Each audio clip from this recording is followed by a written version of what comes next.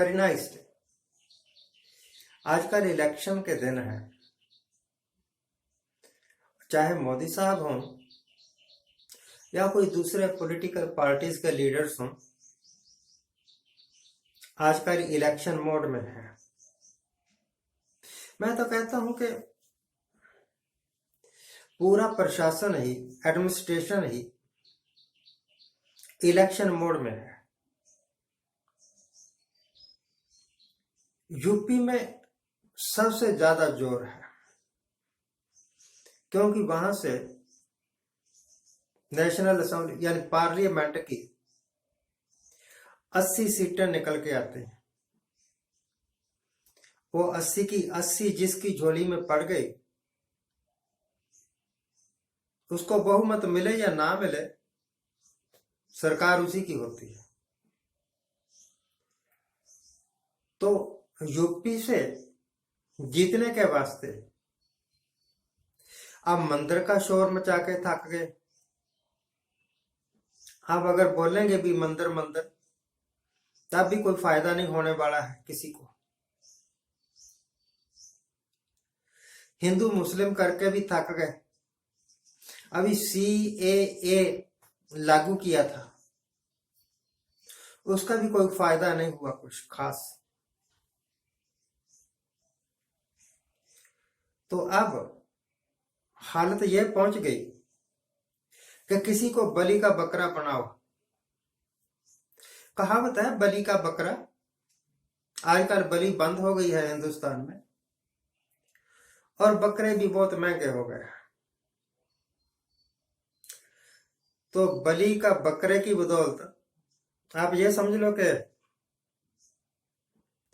जीतने के वास्ते किसी को मोहरा बनाना। मैं पहले भी देख चुका हूं यूपी में किस तरह गुंडा राज पुलिस कस्टडी में एक मुजरिम को अदालत में पेशी के लिए ले जा रहे हैं, और उधर से गुंडे आते हैं, पुलिस की हाजिरी में ठा ठा करके मुजरिम को मार देते हैं और चले जाते हैं। बाद में पकड़े भी जाएं, क्या है, पकड़े गए, सजा हो गई। परंतु सवाल यह है कि जब पुलिस ने हिरासत में लिया है तो पुलिस की जिम्मेवारी है उसकी जिंदगी की, उसकी जिंदगी सुरक्षित रहे। परंतु पुलिस ने अपनी जिम्मेदारी किस शानदार तरीके से निभाई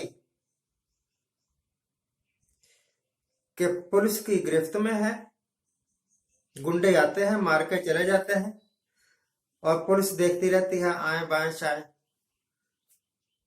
ये पहले की कहानी है, आज के 4-5 महीने पहले की। इसी तरह कई बार अदालत में पेशी के लिए आया हो या मुजरिम, और उसको गोली मार दी जाती है। पर फिर भी हम हैं विश्व गुरु। विश्व गुरु भी कैसे कि पूरे विश्व में हमारा डंका बज रहा है। जिस तरह की डेमोक्रेसी हिंदुस्तान में है, इस तरह की डेमोक्रेसी दुनिया के दूसरे किसी देश में नहीं है। पहले तो इतनी ज्यादा आबादी वाला कोई देश ही नहीं है जहां डेमोक्रेसी हो, और अगर है भी तो वहां लोकतंत्र नहीं है। चाइना जैसा देश, वहां लोकतंत्र नहीं। तो मैं क्या कह रहा हूं, वही कांड जो पहले हुआ आज से 4 महीने, किसी दूसरे तरीके से अब फिर हो गया। मुलायम सिंह की पार्टी के टिकट पर कई बार इलेक्शन जीत चुका था, कहते हैं मुख्तार अंसारी। जेल में था, जेल में रहते रहते ही मर गया। पुलिस कहती है हार्ट अटैक आया, घर वाले कहते हैं नहीं, पुलिस ने इसको जानबूझ के मारा, इसको जहर दिया गया। एक मिनिस्टर साहब बोले कि जब पोस्टमार्टम होगा, रिपोर्ट आएगी, तो सारी पिक्चर साफ हो जाएगी। कैसा पोस्टमार्टम भाई साहब, कैसी रिपोर्ट, कैसा जस्टिस। जज भी आपके दबाव में, जिन डॉक्टर्स ने पोस्टमार्टम करना वो भी आपके दबाव में, पुलिस भी आपकी, शासन भी आपका, राज भी आपका, प्रशासन भी आपका, सब कुछ आपका। तो रिपोर्ट भी तो आप ही के फेवर में आएगी। कल को जो रिपोर्ट आनी है मैं आज ही बता देता हूं कि हार्ट अटैक हुआ, डेथ हो गई, नेचुरल डेथ है, कुछ नहीं, और जो मरना था वो मर गया। परंतु एक रोर खड़ी हो जाएगी, हिंदू अलग, मुसलमान अलग। आज टीवी में बोल रहे थे मुख्तार अंसारी के कोई होते सोते बेटे भतीजे होंगे कि ये मरवाया गया है, मरवाया गया है। तो रिपोर्टर पूछता है आप कुछ करेंगे, कोर्ट में जाएंगे? वो कहने लगा क्या फायदा कोर्ट में जाके, कोर्ट भी इनके हैं, पुलिस भी इनकी है, राज ही इनका है, हमें इंसाफ कहां मिलेगा? जब पब्लिक की निगाह में, पब्लिक के दिमाग में यह बात बैठ जाए कि यह राज हमारा नहीं है, यह राजा हमारा नहीं है, यह पुलिस हमारे वास्ते नहीं है, जस्टिस हमारे वास्ते नहीं है, उस वक्त आप समझ लो कि आपका राज ऐसा है कि देश को बांट रहा है। अगर हिंदू मुस्लिम करके, मंदिर मस्जिद करके आप पहले जीता करते थे, तो अब आप इस तरह जीतोगे, मुसलमानों को अपने से परे कर दो, हिंदू अपने आप ही करीब आ जाएंगे, क्योंकि और कोई रास्ता ही नहीं है, जाना कहाँ है। तो इलेक्शन जीतने के लिए किसी भी हद तक चले जाओ, किसी को अगर नेचुरल डेथ है तब भी उसको पॉलिटिकल बना दो, अगर खुद ही मरवा दिया है तब भी उसको पॉलिटिकल बनवा दो, ताकि पोलराइजेशन हो जाए वोटों का।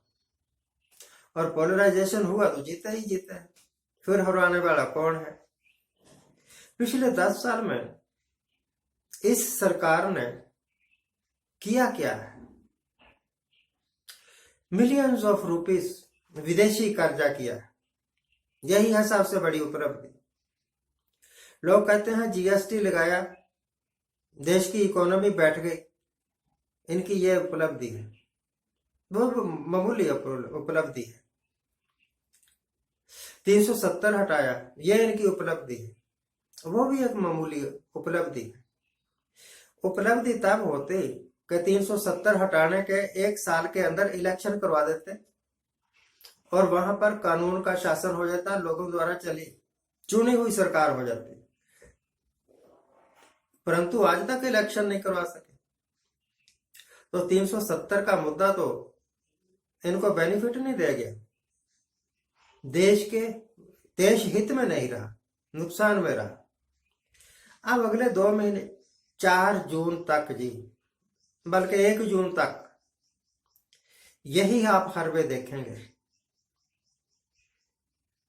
कभी किसी की मौत, किसी लीडर की, दे दो बलि, वोटें आ जाएगी,